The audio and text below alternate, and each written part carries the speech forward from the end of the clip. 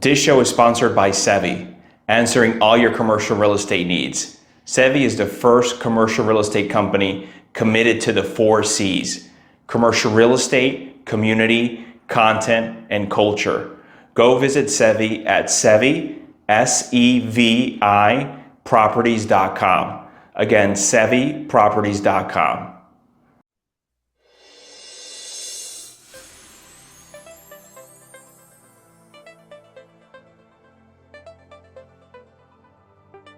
Hello, everyone. Welcome to the DMV Business Show. I'm your host, Otto Sevilla, and today I have a very special guest for you. We have Mike Manatos. Mike is the executive director of the Washington Oxy Day Foundation, and he's also the president of Manatos. Welcome to the show, Mike. Thank you, Odo. Great to be with you. I appreciate this opportunity. Of course, the pleasure is all mine. So before we go into your personal and business journey, in case the audience is listening to this and I just named these two organizations, they're like, what is it? What do they do? If you can just give us a brief general overview of what you folks do, please. Sure. So Manatos and Manatos is a government relations public affairs firm started by my grandfather and father 40 years ago. So I'm the third generation. Our family for now 88 years has been working either in or with the federal government. And from the work that we do through that lobbying firm, we created the Washington Oxy Day Foundation now 14 years ago that focuses on becoming the global champion of courage. And it's all rooted in the historic the courage of the Greek people during World War II that not only inspired the world when it was on its knees, but also helped save democracy for the world. So those are what those two entities primarily do. Wow. So third generation. Yeah. I know you're from around this area. Growing up, was, I guess, business always discussed in the dinner table in the family, or did you know this is my future, or did you have other thoughts in mind back then? You know, it's interesting. A lot of people ask me that question. So I am a rare breed. I'm not only a native Washingtonian, I'm a third generation native Washingtonian. Both my mom's parents and my dad's parents came to DC in the 1930s. And so very proud resident, born and raised in Bethesda, Maryland, and been here all my 56 years, other than 4 years away, just up the road in New Jersey, and raised my kids here. They're going back to the same school, so very proud of that. You know, when you're born and raised in a family that has spent its life working in and with the federal government, it's easy just for overhearing conversations that even at a young age to get the bug, right? And I ended up majoring in political science in college with a minor in Hellenic studies. And then there's also the narrative of, and you come from an ethnic family as well. So in the Greek community, it's very often you'll see the oldest son in the family go into the family business. And so when I graduated, the very first day after my last exam, I went right into the family business, but instead of the stereotypical Greek diner, it was a Greek lobbying firm where I started and have been there every day for the last 35 years. So it's been a great journey. And, you know, I look back on how I may have done it differently. I may have worked on the Hill for a few years before coming to the family firm, but it was just a tremendous opportunity to work with my dad and just cherish that every day. He's still at the office every day in coat and tie. He's turned 80 this year. So I've been blessed to work every day with him. He's my mentor, my hero. Had a chance to work with my brothers over the years as well in that capacity, but it's been a wonderful journey. That's great. So you're the oldest out of the siblings. How many siblings do you have? I'm the oldest of four boys. Oh, four boys. Yep. That Yep. must have been interesting growing up. How was the household growing up with four boys? It was great. So my parents got married at a young age and immediately had me and then my brother, and they took a time out. So we've got four boys, but it's kind of two sets of boys. My brother and I are a year apart, actually Irish twins, so 3 days short of a year apart. And then 10 years later, there's two more boys who are a little under 2 years apart. So it's great. It was kind of a second father to my younger brothers growing up, but it's been wonderful. My license plate in high school. For those friends who are listening will remember, it said four BROS, four bros. So even though we were, they were 8 and 6 at the time when I was going through high school, we were considered a unit and have been very close since. And it's been great. It's been great. In fact, again, very stereotypical Greek thing. You walk out my front door and immediately across the street is my brother, his wife, and his 3 kids. And two doors up are my parents. So it's really a little Greek village, like the movie My Big Fat Greek Wedding. All we're missing is like the Greek flag on the garage door and the columns in the front yard. That's such a great movie. My wife and I love it. Isn't it funny? I mean, every Greek sees himself in it, but a lot of ethnic communities. That's just like our community. It's a great movie. Oh, I'm not that's so sure nice. versions 2 and 3, but the original is classic. Yeah, the original is classic. I agree. That's great because I have a younger brother and it's just me and him, and we're 9 years apart. So when he was Okay, born, I always sort of looked after him and I was helping a little bit. I was just an right. extra set of hands. And then when my wife and I got together, we're like, okay, she's also 2 siblings, but her older brother's 10 years apart. So I'm 9, she's 10 years apart. We're like, okay, we're going to sort of knock him out one by one. We're not going to wait that 9, 10 year gap. And now we have 3 boys, and they're all either 1 to 2.5 years apart from each other. Oh, that's awesome. That is so great. Excellent. Bless you. How old are the ages now? My oldest is 13, Okay. then I have 11, and then 8 years old. Oh man, that's awesome. Yeah. That's a lot of activity. 3 boys. Whew. How many do you have? How many kids? I got 3, but 2 girls and a boy. They're now Okay. 19, 17, and almost 15. Oh, nice. Okay. That's great. So are you, I know you said you've also had the opportunity to work with your brother. So did everyone go into sort of the family business? I know you were the first one. It's been interesting. So my brother is a year younger than me. He came into the family business for the first couple of years, but got into computer software and moved out of the area with his wife and her family. Brother number 3 has been not in the firm, but very involved in politics. He worked for Speaker Pelosi for 10 years, and he opened Spotify's government relations office here in Washington, was the Internet Association, and now is with Block. So he's very active in the world of politics. Brother number 4 is the artist of the family. He lives in upstate New York and is a extremely talented editor, but is working to become a producer and director, and has won awards at film festivals, short and long version films, and we're very proud of him as well. So it's really kind of across the board. That's great. And I know, Mike, every business is differently, right? It is different, especially with government relations. I'm not that familiar with it. But coming in as a newer generation, when you had just graduated college, I'm sure your mindset was like, okay, I'm going to learn from my father. I have the opportunity to work with him. But then I'm sure you noticed some things that you're like, hey, maybe I could tweak this, improve this, or change that just to make it better. Was it all sunshine and rainbows, or were there sometimes a little bit of butting of minds there? Yeah, it's a absolute blessing, as I said before, to work every day of my professional career with my father. There's always challenges there are in any relationship, but I think initially it was trying to find out where work ends and family begins, and so you're not spending like all day and all night, especially when I was living at home the first couple of years, talking about business. And but it evolved, and I've got just a really wonderful, loving, caring father who is always trying, especially when I was young, to push me, but also help me find ways to progress professionally at a faster pace. And it has been invaluable. And then, hearing the stories of my grandfather, and, in the Greek family, another tradition is you name your oldest son after your father. So I am named after my grandfather, Mike Manatos, who came to Washington, D.C. in the 1930s, worked on Capitol Hill for 20 years. And when then Senators Kennedy and Johnson were elected president and vice president of the United States and went to the White House, they asked Mike Manatos to be in the White House with them and handle the United States Senate. So he was Senate liaison for President Kennedy, and then after the assassination for President Johnson. So my namesake was a legend in this town. I get calls from people to this day and say, I was driving home last night and was listening to NPR, and I heard a recording of Mike Manatos talking to President Kennedy. I know that wasn't you. Who was that? So that's just a small example. And then I was a Senate page for a number of years, actually served with now President Biden's sons, both Hunter and Beau were Senate pages with my brother and I.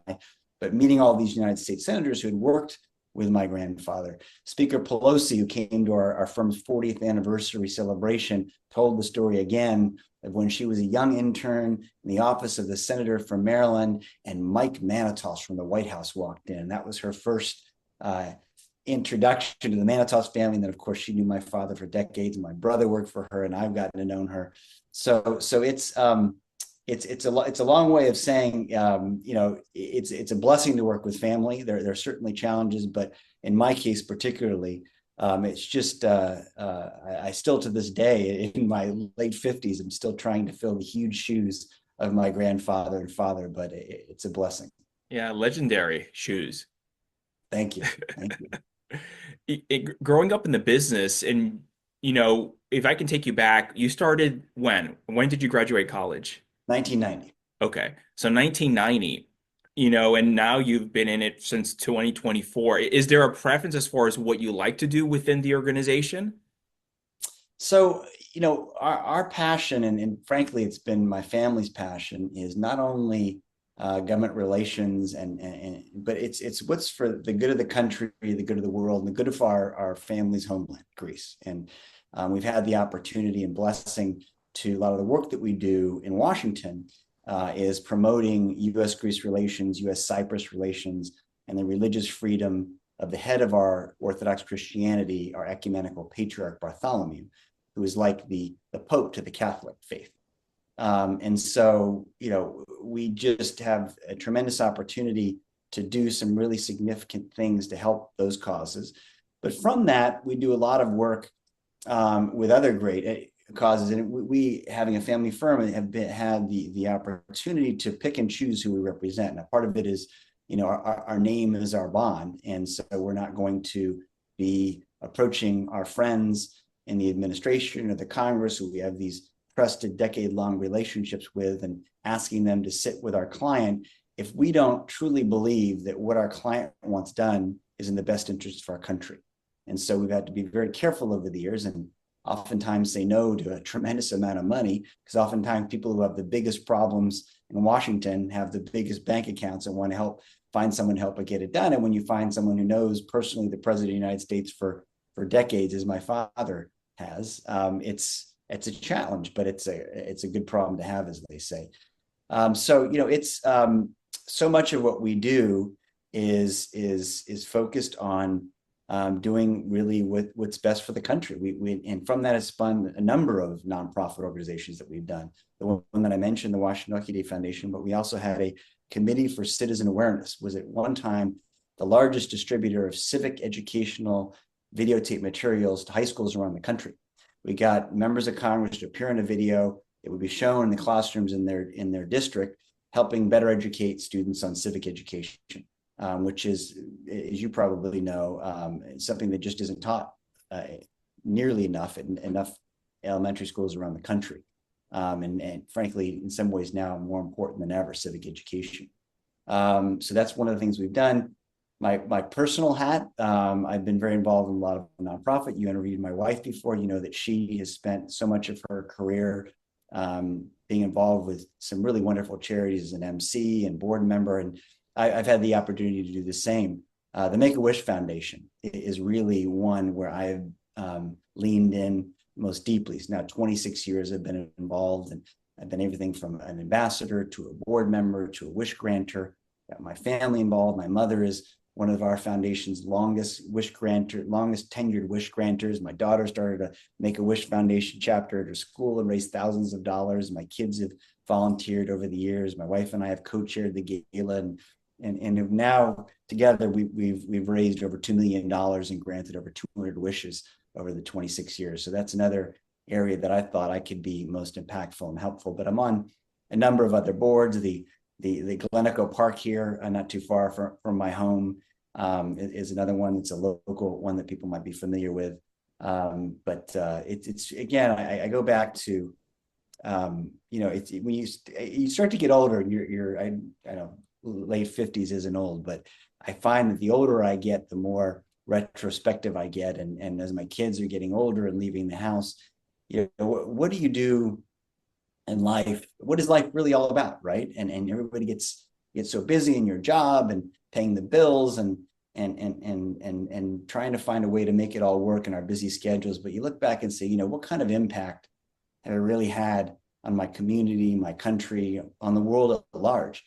And that's where I realized that in my career, as my journey, I have really just been abundantly blessed with the opportunities I've had to do some real good with some organizations that are just doing wonderful things to helping humanity. And so I'm just immersed in those opportunities. Doesn't mean that I'm not busy and stressed as any parent of three, and but I've got a wonderful partner, my wife, who helps us navigate that windy road. But overall, we're just so lucky to have the opportunities that we do. Yeah. Mike, I'm actually glad you brought up the charities and all the nonprofits you've been involved with. I did notice you've sat in numerous boards. How important is giving back to the community for you? It's huge. It's a wonderful way to meet other like-minded individuals who have tried to find the time to set aside their very busy professional and personal lives to give back. A lot of what I do is fundraising for my organizations, our foundations, from people who are phenomenal philanthropic individuals. And so I better see through their lens what it means to make a difference in impactful philanthropy. But it's huge. I mean, I think anybody who's been given the blessings that we've been given has a duty to give back, and so we fully embrace that. And again, my wife sees the world very much the way that I do, and we're great partners in that. And I really do love working with her. We've had a number of opportunities to partner together, like I said, co-chairing the Make-A-Wish Gala, but a lot of other organizations that we're a team and help do what we can to leverage our relationships, leverage the ability to raise money, raise awareness for these organizations. So, and I hope that with my kids, someone asked me the other day about how I've gotten my kids involved in these different foundations and charities that we work with. And we just bring them along with us. We take them to the events. We talk at the dinner table about what we're doing. And I hope that they see not only by example, but what their parents are doing with their spare time, but also just absorbing it. Like this Washingtonian Foundation that we have that I look forward to talking about later in this conversation. I have them there at the table since they were, 8 or 9. Now, it's taking an 8 or 9-year-old to a black tie event that ends at 10 o'clock at night. It's probably not the smartest thing, but they are getting to hear from and these really heroic people around the world who, at great risk to themselves and their family, are standing up against the great evils of today and doing just as the Greeks did in World War II, saying no and knowing that it may be the end of themselves and their family, but it's the right thing to do for humanity. And so exposing them to that at a young age, I think, has been very impactful. So, it's really been a special journey. I love that you do expose them to this. Is there ever an opportunity where they're like, "Hey, Dad or Mom, I want to do this. Maybe it's a shelter for or something that speaks to them and their heart." I think you mentioned one of your daughters established also a Make-A-Wish Foundation chapter in her school, right? Right. Yeah, no, and that's where, you'll see as your kids get older, there are moments where because you're always, as a responsible parent, I think, questioning, like, are we doing the right thing? Are we not doing enough? Are we doing too much?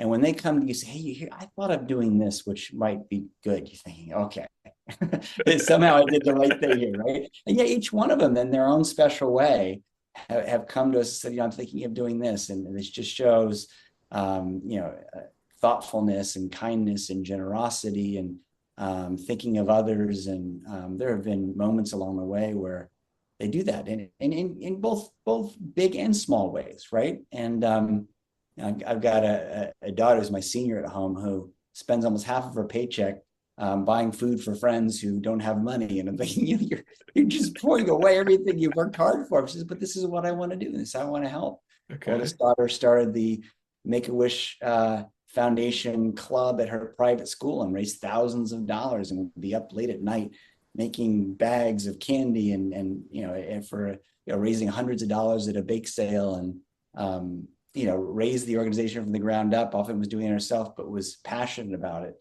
And my son is a freshman in high school. There's just ways every day that he tries to find ways to give back and be impactful. He coaches a bunch of little kids in football. So it's little things like that that make you even a prouder parent. Yeah, that's great. You mentioned earlier, Mike, that the business was started in 1990. When was the foundation started, and how did that all come about? Sure. So the foundation, the Washington Orchid Foundation, was started in 2012, and in the depth of Greece's Great Depression. It was a time when Greece was on the evening news for the wrong reasons. There were Molotov cocktails and demonstrations in the street. Not only was Greece crumbling as a country, but they were pulling down the economy of the EU with them, frankly, the world economy. And so we wanted to, and our primary role over the years for Greece had been to promote Greece in Washington, which is a tough thing to do back then. And I'm And sorry, so Mike, at this time, why was it happening to Greece? this was just their economy was falling apart, as many economies in the world were, Hmm. but particularly Greece. Greece was at the top of that list. Okay. They're going through really their Great Depression. I mean, it was just the numbers, the fall in GDP and because of events in the world, not necessarily because of internal dealings, were historic. And so what we did is we wanted to create an organization that reminded the world, especially Washington policymakers, of frankly the debt that we owe to the Greek people, not only just for creating democracy 2,500 years ago, but for saving democracy in World War II. And so we created the Washington Orchid Foundation. So what is Orchid? Orchid in Greek means no.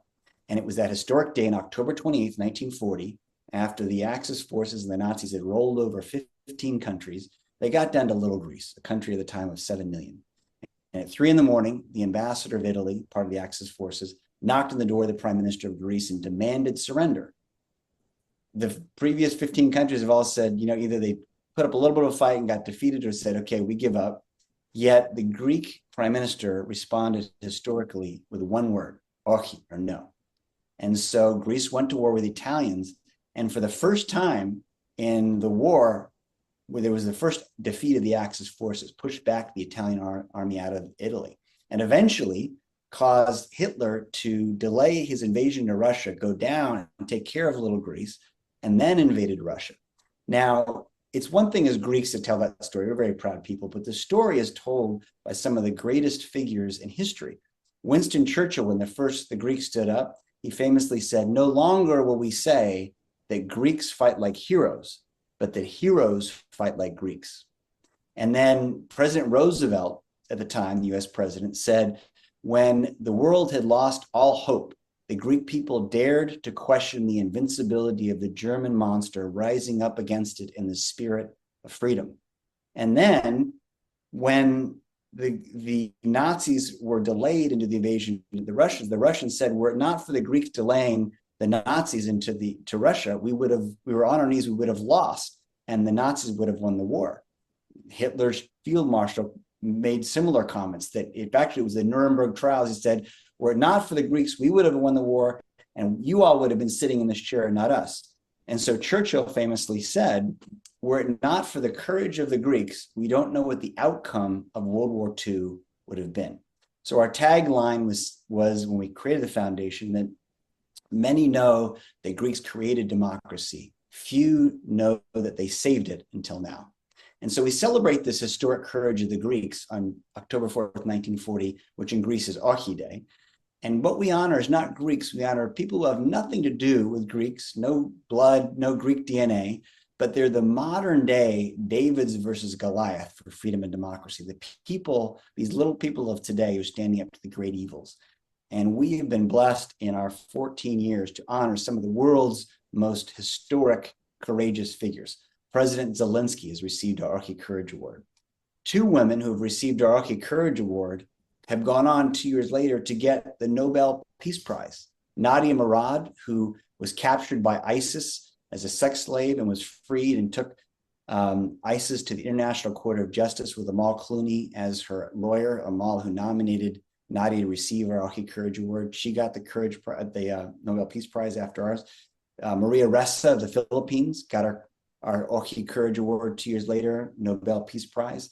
So those are the level of people that we're honoring that then go on to even do greater things. James Foley, you may remember the horrific 2014, it's been 10 years now, when ISIS brutally and publicly executed and decapitated him in one of the most seen videos ever. A month and a half after his execution, his parents, Diane and John Foley, were on our stage receiving posthumously the Oki Courage Award for their son, and talking about his Oki courage. And so we have these remarkable honorees on our stage every year talking about their journey, and the audience is filled with U.S. policymakers, press, think tank who are here to see the Zelenskys, the Nadia Murads, the Maria Ressas, but in doing so here are reminded of the historic Oki courage, Greek courage, the courage to say no to great evil. Our most recent big name honoree / keynote was Vladimir Kara-Murza, and his story to me speaks most strongly to this Oki courage. We honored Vladimir in 2018 because he was a journalist and a freedom fighter in Russia. He was poisoned by the Russians, was given a 5% chance to live. He survived. He went back to Russia. He was poisoned again given a 5% chance to live, and he lived. And so we honored him for his tremendous courage. That was in 2018. The war breaks out. Russia invades Ukraine. Vladimir Putin says anybody who speaks out against the war, this operation, will be thrown in prison. Vladimir Kara-Murza, who lived in Washington, D.C. with his wife and his 3 young children, kissed them all goodbye, flew over to Moscow, got on CNN, and called Putin a war criminal. Hours later, there was a knock on his door. They grabbed him. They threw him in prison, where he 2 years later expected to die. He was in solitary confinement, which if you Google him, his interviews online, he expected just this psychological and physical torture after his body had been destroyed after almost dying twice. He expected to die. But then there was this August 1st miracle, the prisoner swap. Vladimir was one of the 16 prisoners released, and he returned home to his wife and family and graced our stage and gave the keynote address at our Oki Courage Awards on October 30th of this year. And it is just such a powerful event, a powerful reminder that there are people all around the world from all the countries, the people that we've honored, Iraq, Iran, China, Russia, North Korea, who are just actually Venezuela as well. Now I'll get to the second piece of that, and you'll know why from your family being from Nicaragua.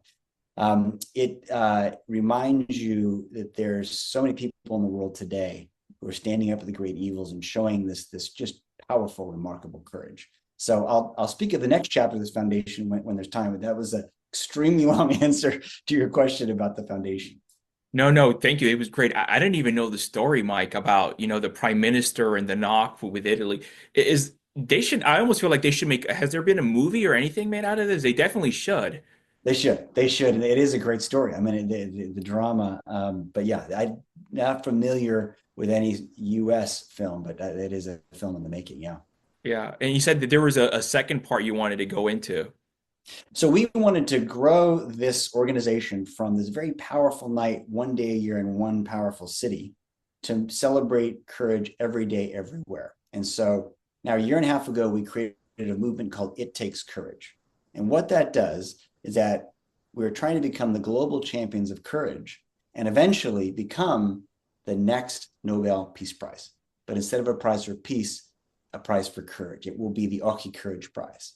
So just as the world every year on December 10th turns to Oslo, Norway to meet this year's recipient of the Nobel Peace Prize, in just a few years, the world on October 28th, Oki Day, will turn to Athens, Greece at the foot of the Acropolis, and they will announce that year's recipient of the Oki Courage Prize.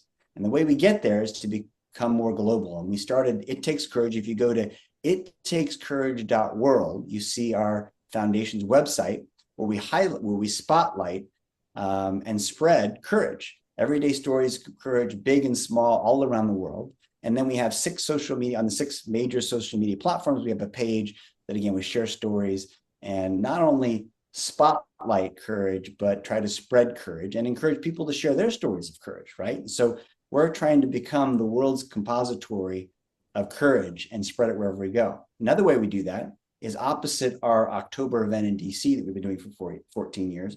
We now do an event in the spring in a different hemisphere around the world every year. So the very first one was in Panama City, Panama, where we celebrated courage in Latin America. And we created 2 new Courage Awards, one for youth and one for truth. Courage Award, the Youth Award for someone 18 and under, this wonderful young lady in Colombia, Bogota, Colombia, who was left by her mother at a young age. Her mother went to another country to make enough money to feed her daughter and the grandmother. The grandmother gets cancer, so this little 12-year-old girl is taking care of her ill grandmother with no mother there, gets into basketball, works hard, and becomes a national champion in the face for young people. She, at age 15, was the 17 and under National Player of the Year and just got a smile that lights up the room. She came to receive our Global Courage Award for Youth. Our Global Courage Award for Truth was Machado, this wonderful woman who rose up and became the face of the resistance in Venezuela. She received that award in May, and then the elections were that fall. And Maduro said he won, but the rest of the world said, no, you didn't. And it was really Maria Machado who was the face. Her daughter, Ana Sosa, graced our stage both in Panama, but here in Washington in October. So that's the level of the kind of people that we honor around the world with It Takes Courage. Next spring, we're going to be in Romania doing our Global Courage Awards in Romania. So each year in a different part of the world, we will be celebrating courage in that part of the world, again, trying to become the global champions for courage. I love that. If someone's listening to this, Mike, and there's a story of they want to nominate someone, how can they go about doing that? Our 2 websites are the Oxide Foundation .org, OXI Day Foundation.org, or ittakescourage.world. Those are the 2 places you can go to nominate people for these Courage Awards. Now, with your busy schedule with the business, Orchidea Foundation, what's your typical day like? What does it look like? It's interesting, but so fulfilling. It's just so much to be grateful for. What I didn't mention, which you probably have seen, is that I'm on the board of about 8 different organizations as well, most of them related to the Greek American community. They're national organizations that highlight different aspects of ways that we give back to Greece and our Greek Orthodox faith. One of them is called Leadership 100, which are people who have given to a now $100 million endowment that helps give money to the ministries of the Greek Orthodox Church. Another one's called the Hellenic Initiative. I'm an ambassador there. They are investing in the future of Greece through crisis relief and economic development and entrepreneurship. Another one's the National Hellenic Society, sends young Greek Americans who've never been to Greece or only once before back to Greece to try to help them rediscover or reignite the pilot light of Hellenism, these young people who are 3rd and 4th generation. The Greek Orthodox Church has an advisory council, an archdiocesan council that I serve on there. So just a number of those are the archons of the ecumenical patriarchate. There are about 700 people across the country that our Pope, our ecumenical patriarch, has selected as defenders of the faith. So those organizations keep me busy as well. But the average day starts, God bless my wife, we're up at 5:30 in the morning working out together and getting the kids off to school and into the office. And I do a lot of traveling, again, to events around the country that either we're hosting or that we're involved with. A lot of times I'm, obviously as a lobbyist up on the Hill or at the White House, the State Department. We do a lot of events around major happenings. When the presidential inauguration happens the night before, we have a big event that we host that has incoming members of the administration, senators and members that are very influential in that administration coming in both parties that we do. So it's travel, it's events, it's lobbying face-to-face policymakers. But it's a wonderful life because I really come in contact with all kinds of people who are directly involved in making our community, our country, and our world a better place. Since you're getting pulled in all these directions, Mike, and I'm sure you have some type of team behind you. How does that look like, whether it's private on the private sector with the business or just on the nonprofit sector side? So it starts with my father, who's the CEO of our firm. He's obviously directly involved in a lot of this. This is our dog, our pandemic puppy, barking here. Sorry about that. We've got a strong team at the firm, Manatos and Manatos, that we work with. We've got a strong team at the Washingtonian Foundation. My work at outside. There are so many people I find in our world that are looking to give back with their not necessarily it's time, talent, and treasure. They say in the philanthropic world, but it's their relationships too that are just so significant. Each one of these things that I do, there are people who are willing to, because of our long trusted friendship, make an introduction to me or put in a good word for me that enables me to open a door that will help get to fulfilling what our clients need, what our foundation needs, what the kinds of things we're trying to do. So that's a big part of the team that I work with. And then there's my number one teammate, my wife. She's extremely supportive of helping me think through, finding ways that she can help. She, as you know, from a previous interview, went from being on the air for 25 years to starting from scratch and building up Laura Evans Media, which is now 19, mostly women, formerly journalists and producers working with her, helping people around the world that are doing good. You can see the similarities here, get the media attention they deserve. And so a big proponent of what I do is trying to get more attention to our foundation, our causes. And she's, of course, extremely helpful, and her team has devoted a lot of pro bono time to helping our foundation as well. So that's a huge part of the team. And my kids too. They've had to make a lot of sacrifices over the years that when you ask a kid that age, is it a sacrifice? I don't know, but I've sadly missed out on a lot of things because of late nights and late events and my travel. When I'm home, I try to spend as much quality time as I can with them. But I could have had another path that has a much more predictable, stable job that would have me home with them more often. But it shows otherwise. But hopefully, I think they understand that what my wife and I are doing and the sacrifices they have to make are really worth it in the end. How much traveling do you typically do? Would you say 20, 30%, or even higher, maybe over 50% traveling throughout the year? It's inconsistent. It comes in spurts, but I'd say probably about 30% of my time Okay.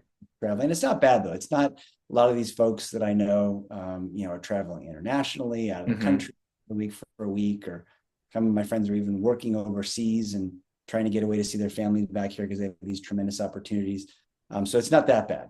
But I do have to jet off to, 2-3 day trips to different parts of the country, sometimes internationally, once or twice a year, but it's usually domestically. So I've, had some of those 4 a.m. wake up calls so I can catch a flight and be back for my son or daughter's football game, gymnastics meet, volleyball tournament. But I get no sleep to be able to be part of those moments. So I try to make it as manageable as possible for the family. And my wife, to her credit, is running this major organization from the house. And when I'm out, is picking up all the slack of everything from the menial driving to the conversation, the tearful conversations with the kids that I can't be there in person to have, that FaceTime only does so good.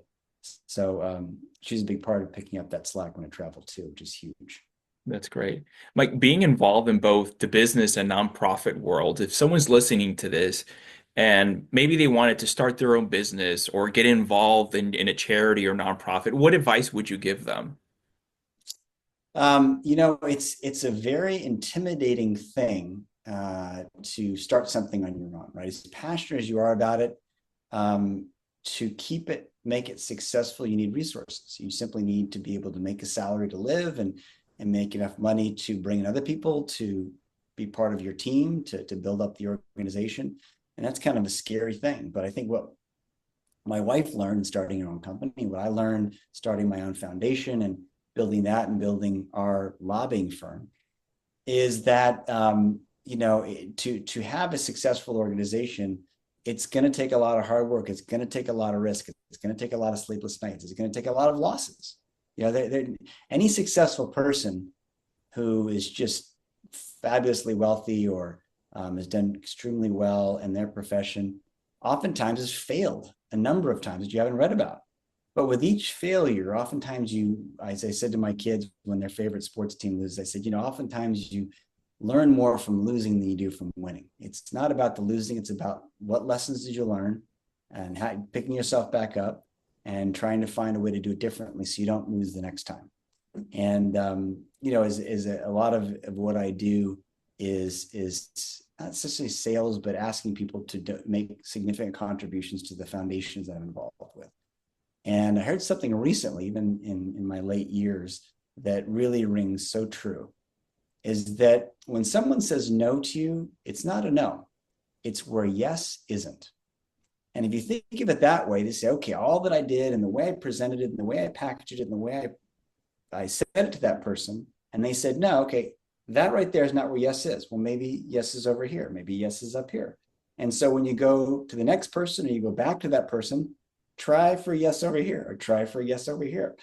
And I think that it's so much of it is your belief in what you're doing and your passion that gets people to respond positively. But I'm sorry, I've even forgot the genesis of the question. I've kind of gone on and on. But what was the exact question at the beginning? No, what advice? But this is great, Mike. It just made me think, just because when you mentioned, a lot of your job is actually raising funds for Yeah. nonprofits. And, I'm always feel that you can always be learning from anyone in any industry, whatever it is they're doing.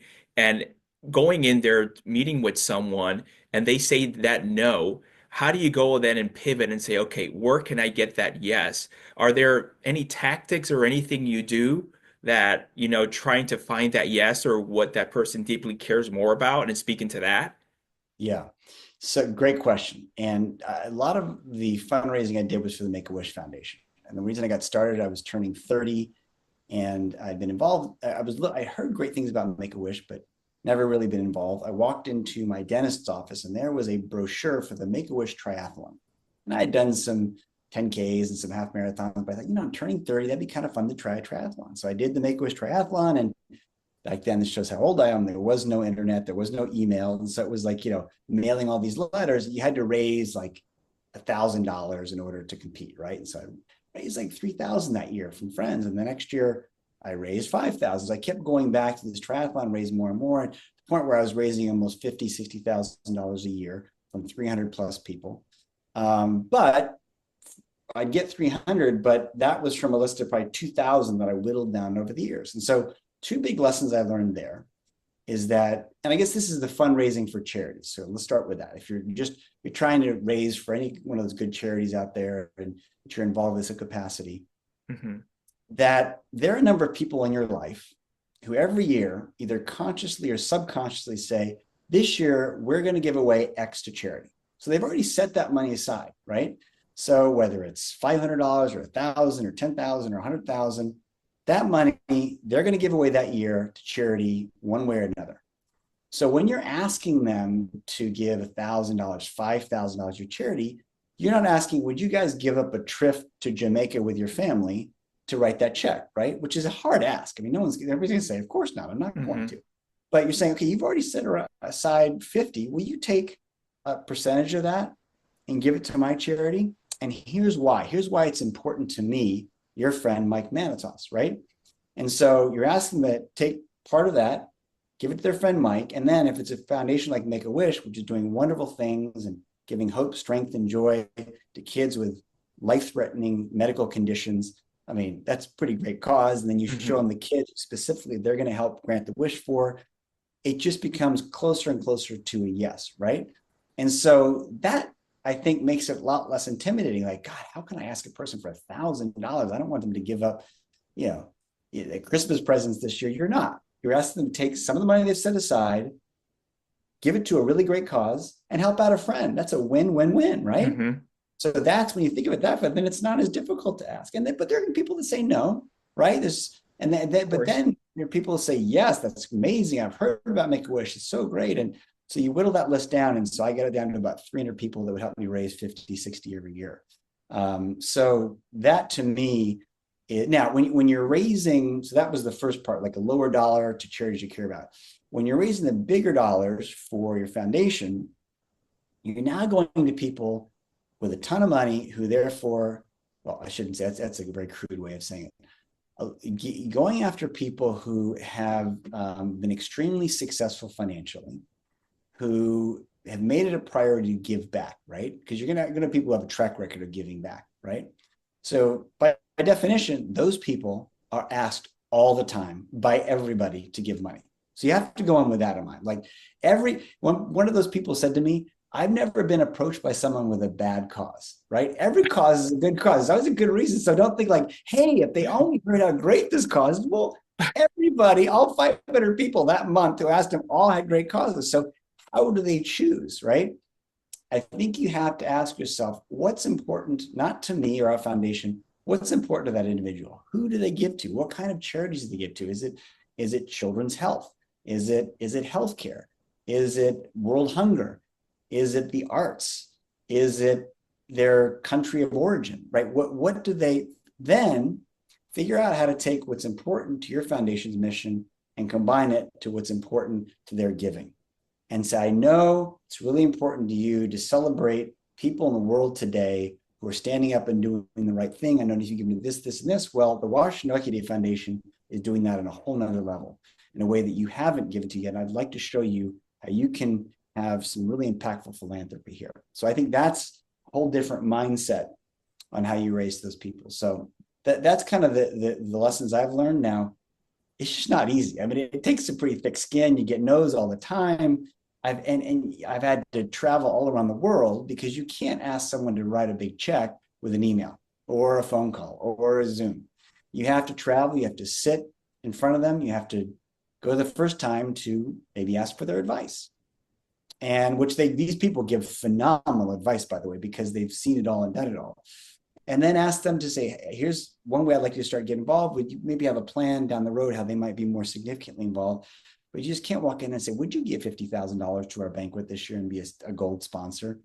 They get no every time pretty much, right? And a lot of these people I'm asking have known me and my family for 30, 40 years. So I'm not a stranger. They know the kind of work we do. They know the kind of impact that we're making in the different ways that we're involved. And so that's part of the consideration with that level too. I'm sorry I'm giving you such really, really long answers. So please cut me off. No. These are all great lessons, Mike, really. And I love the part. It just reminds me, I forgot where I heard it. They said, if you want money, ask for advice. And if you want advice, ask for money, right? Because exactly, it's totally spot on. So true. It's so true. If someone was to, I understand. I'm glad you mentioned it, that as far as when you're raising sort of the bigger checks, the bigger funds, it's more face to face. Would you apply the same principle when you're raising something smaller? I don't want to say smaller, but just, you know, 50, 1,000, tens of thousands, whatever it is. For example, the triathlon, would you try to meet with that individual face to face first, or email, phone call? That's I think driven by the individual, by your comfort level. Now, raising for 300 people, I just didn't have the bandwidth to have that many phone calls or meetings. Now, all these folks I was asking from had been with me at one point or the other, probably over the last year, where I'd bring up Make-A-Wish, say, hey, here's something really cool going on. Listen to this wish I was just involved with. And so there's opportunities to engage them on the mission of the organization so that when you send that email, it's not cold. There's some texture there. You're not just saying, hey, I know you gave 1,000 last year. Would you give 1,500 this year? They know it's a passion. They know, and over the years, we'll keep sharing stories with them by email. So you have to carefully, it has to be very thoughtful. Now, if you've got, if your goal is to raise $10,000 for a gala and you've got, 10 people you think that can give you $1,000 each, then you've got 4 months to do it. Then yeah, I'm going to try to have coffee with each one of them, right? Mm-hmm. Or know that you're going to see them at an event and pull them aside. And yeah, because nothing is better than the face-to-face ask. It's just a matter of, do you have the time to do it based on who your targets are and how you want to get to your goal. Yeah, that's true. You were mentioning earlier how you like to start the morning very early with a workout with your wife, with Laura, together. Are there any specific habits or traits you feel that, help you out, whether, for business on the person or even just on the personal side of things? With regards to fitness, Just in general, whether it's I wake up early, I work out, or I like yeah, to do this every night or during the day, write things down. Just any habits you feel that have helped you throughout life. sure. So I think the fitness part of it is a huge element. It's just a great way to start the day. It's a great way to clear your mind. Often, sometimes my best ideas have come when I'm not thinking about it, but my mind is lost in a workout and something will pop into my head. My wife and I are great motivators for each other. We're setting our alarms the night before, say, are we going to that class tomorrow morning? And, it's great to have someone that holds you accountable, that they're going like, I was going to take off tomorrow, but now I'll go. And when I'm traveling, that is especially when it's important, right? Because you just kind of feel like travel just sucks away your structure and and you've got these late nights and these heavy meals and everything. So it just forces me to maybe not eat so much or have a half a glass of wine instead of two, knowing that I've got that 5:30 workout the next morning. You get up, you start fresh, you start the day, it keeps some kind of regularity in your life. So I think with traveling, early morning exercise is huge. And then I think that, another thing that I've learned maybe in my later years where I've taken on more responsibility and stress is a big part of it. And sleep is huge. And I think my wife has been influential with my health in so many ways. One of it is emphasizing the importance of sleep. And the older you get, you realize the more important that is. And in order to not wake up in the middle of the night, and those are the times when you have the least optimistic outlook. Whatever looked great before you go to bed and you wake up in the middle of the night, oh my God, this is never going to work.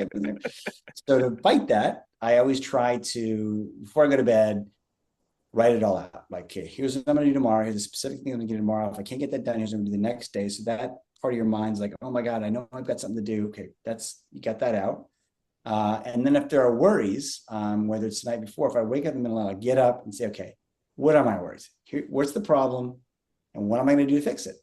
And once you got that out of your head on paper, then I'm like, okay, now I'm going to get some sleep. And it's a lot of times I think when you're tossing and turning, I got to get back to sleep, but it's better just to get up, get it out, and then try to get back to sleep. Doesn't work every time. I'm a big proponent of spray melatonin, which is fast acting, is sprayed on your tongue. That can help get you back to sleep faster. But sleep's another. So exercise, sleep. Then the other essential element for those people with kids and with young kids especially is finding a way to draw the line. Nowadays, when people work from home, my wife's the perfect example. Her home office is her home office, right? And so she could be working, as could I. When you wake up at 5:30 in the morning, you go to bed at 10:30, 11 o'clock at night. Like, there's always something to do. We both are presidents of our companies. We've got our computers, and you can always be working on something. So it's finding a way to artificially draw that line that here's where I'm going to stop. Here's what we're going to do. My wife and I are big planners, thank God. Of like, we have date nights that we have once or twice a month. A monthly lunch I do with each of my kids. A monthly lunch I do with my mom. We have traditions of each of the holidays that we do. We have family dinner every Sunday night, either with just our immediate family or with the family across the street. And just making those sacrosanct, no matter what's happening, you try to find a way to make that a priority, because in the end, that's what life is all about, right? It's about family. It's about those relationships. There's always something you could be working on. There's always some new goal you could have with your organization or your professional career. But in the end, that's what really matters is your family and those relationships and nurturing them. Yeah, that's so true. Mike, both in life and in business, we all have setbacks. And you mentioned earlier when you were speaking with your children, that's when sometimes you learn the most, when you have that failure or that setback. What would you say is your biggest setback you can think of, and what you learn from that experience? Well, I guess there's a couple pieces to that. There is our family has been blessed in many ways, but had some very significant challenges. We've had family members over the years that struggle with mental health, and we've rallied together as a family with love and support, and found a way to move forward and to try to figure out what's the best way to help that individual. And that varies by person, by situation. But it all starts with love, I believe. In fact, my license plate is agape, which is the Greek word for love. And that's what our Greek Orthodox Christian faith is, rooted in love. My family, that was the number one element I grew up with, is love for family, for faith, for country. And in each one of those situations where we've, I don't want to get too deep into it, I'm also a very emotional person, as many Greeks are. When we've been on our knees, it's really love and faith that have helped us get back up and find a way to get to the next day and find a way to help that individual. But it's been a great formula so far. And going back to what I just said at the end of the last question, that family is what it's all about. You love the good times with family, you get together for the holidays. Our families, all 17 of us, are getting together as a family for Christmas, and that's great. The good times are great, but it's the bad times that you really appreciate family, right? That will drop anything to do. Right? I said I wouldn't get emotional, but I am. But it's those times where it really means the most, and you really appreciate having a loving, caring, supportive family. So that's my thoughts there.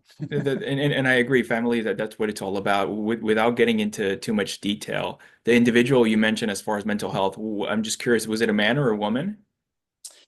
We've had generations of it throughout my family, men and women. Okay. And it's expressed itself in different ways. And there's been physical health too. My brother's children each have a very significant physical challenges. The oldest of their children is a type 1 diabetic. And the talk about courage, the courage this little boy has shown daily, and what he has to go through, courage his parents have shown, his siblings have shown. He is a little hero to me. I mean, he's had other physical challenges as well, but he coming back from the gym at 7 a.m. That kid doesn't go to school, I think, till 8:30. And he's in his driveway with his, all like in the summer and the winter, with his rollerblades on, hitting hundreds of slap shots before school. And this kid is just so driven and so talented in so many ways, is probably one of the smartest in the family, and his ability to see things that none of the rest of us see. But has been given so many physical challenges, the type 1 diabetes. So it's been men and women, young and old, as with every family. And that's part of it is, when you share these journeys of challenges of physical and mental health, miscarriages, another example. My mom, my sister-in-laws, when you share that with others, you find out that it's really not all that uncommon. And there are people walking around all the time that you pass by, that are in your close life, that are a little on your periphery, who have been experiencing what you have times 10. And I think it's important to, on a certain level, share your journey, not only for support, but for helping others who are maybe starting to go down a road that you went, and then you can share the lessons you've learned. Yeah, no, it's so true. The reason I was asking about, was it a man or woman, just because for the first time, this year in November, I did the No Shave November. That's why I have my beard grown out. I continued with it. Great on And you, man. this is the longest I've ever had it. And one of the main reasons was just, to raise awareness to men's mental health. And just because, unfortunately, there's sometimes a stereotype or a stigma when it comes to men, as far as sometimes what we may be dealing with here and seeking professional help for that. And that really spoke to me. So that's when you mentioned that. And I just went through November growing it out and raising awareness for it. And that's why I was asking. Good for you. Thank you for doing that. That's awesome. Yeah, of course, of course. Coming to an end here soon, what would you say is your biggest challenge today, Mike, with either the nonprofit or the business? I think the biggest challenge is trying to find a way in today's complicated world to continue to do the good that we're doing and expand it so we can do more. We've got some big visions, creating the next Nobel Peace Prize, but one for courage.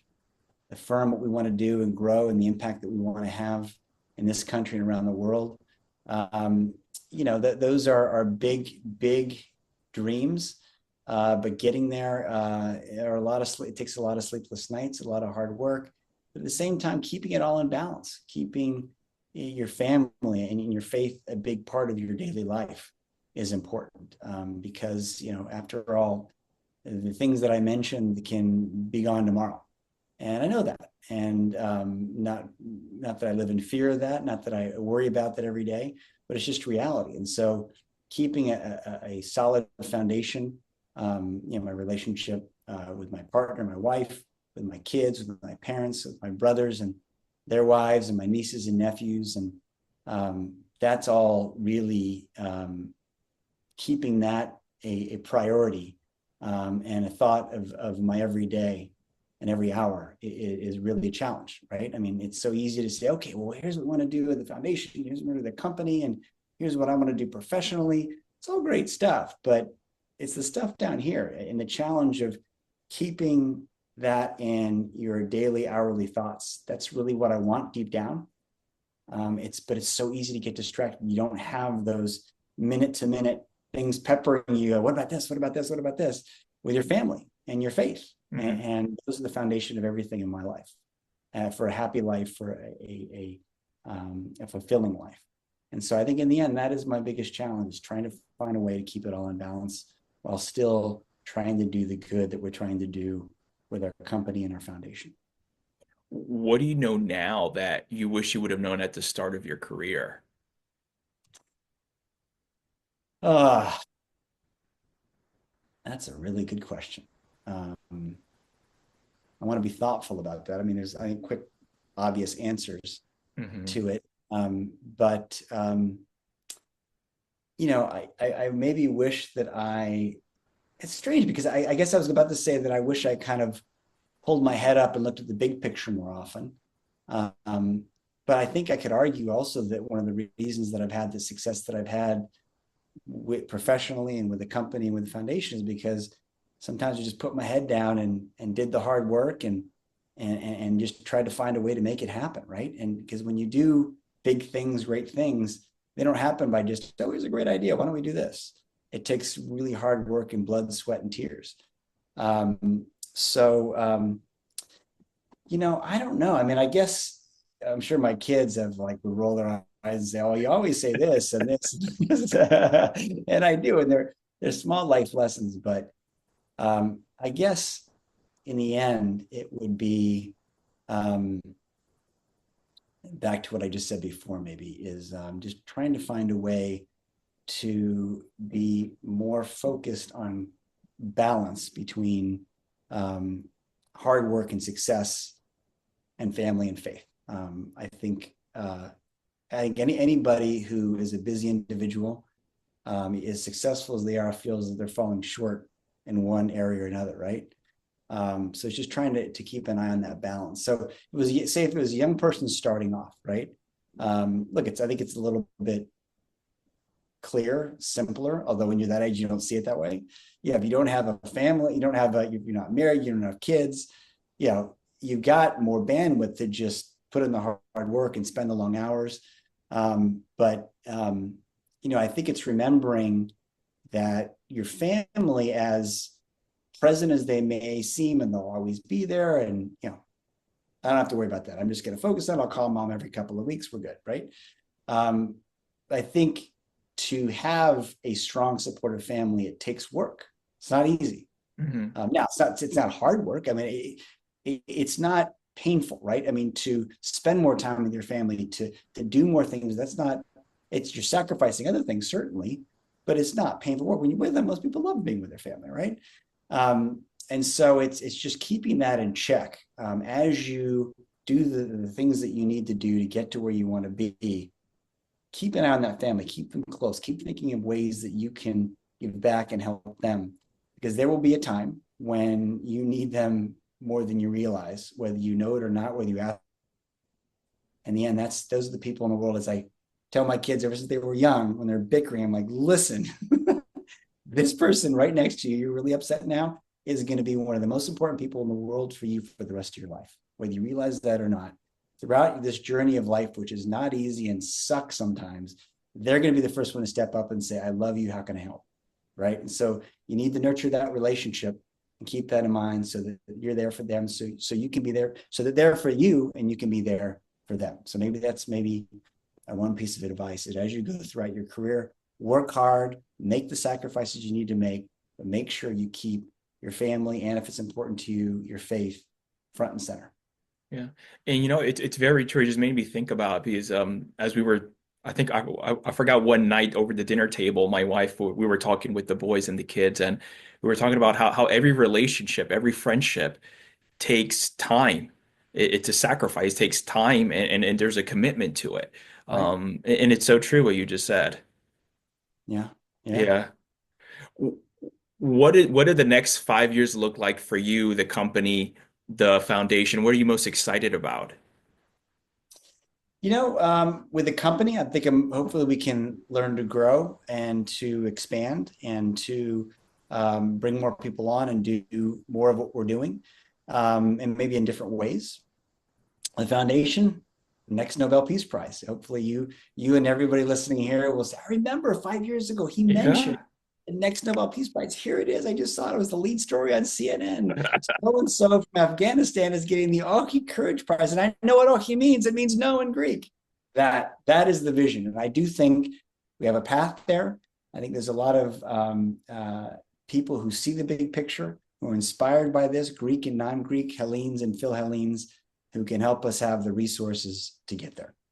That's amazing. Mike, when you're And not then busy, my personal life, it would be to have our family as blessed as we are today with good health and good fortune, and have the loving support system that we have. that's great. When you're not busy working and running everywhere, what do you like to do for fun in your free time? It's usually fitness, or my wife and I love hiking. We love traveling as a family. That is something we really, really love. And as we're going into the poorhouse trying to pay for now one and almost two college educations, we're also blowing open the bank for family vacations all around the world, so that the five of us can be together. And that's really some of our most special moments, is when we've been able to have new experiences and see new places. And there's nothing I cherish more than the five of us together, and then even the extended family. Not this summer, but the last summer, 12 of us went over. My mom and dad, 6 or 8 grandkids, and 2 of their sons and daughters-in-law all went to Greece for 2 weeks and went through back to the little village where in 1910, my great-great-grandfather left. 6 of his great-great-grandchildren came back to that place where it all began for our family. The journey began with the United States. And so, special moments like that, that's really what we cherish. What's the village? What's it called? It's in the island of Crete, which is the Oh, largest and southern of the Greek islands. okay. And then the capital city is Chania, and we're right around there in the mountains above Suda Bay, and just west of the capital city. Okay, beautiful. Do you have a lot of family back in Greece? We do. It's I'm third generation, so with Yes. some cousins. Excuse me. Our village is east of Suda Bay, by the way, or east of the capital city. But it's we have some distant relatives that are still Okay, there, but we're very proud Greeks. of course. Do you try to go there often, or every couple of years, or? As often as we can. I go there for business, usually a couple times a year. Okay. My wife likes to tease that, there are countries other than Greece to visit during the summer months. And last year we went to Amsterdam and Switzerland, which was amazing. It wasn't a beach in Greece, but it was spectacular on its own. So we do try to get back there often. No, but Greece is beautiful. I've been to Athens and Santorini, so it's beautiful. Oh, my wife and I did our 10-year wedding anniversary in Santorini, and we're very active, but there are a few places in the world where you can sit there and do nothing and be totally happy. And that's one of those places. It's just so gorgeous. Yeah, definitely. Mike, if people want to learn more about you and everything you're working on, the company, the foundation, where can they go to, please? Thank you for asking. So our firm's website is manatos.com, and our foundation's website is oxidayfoundation.org. Again, Oxi is O-X-I, and then day, D-A-Y, foundation.org. Those are the two primary places to go.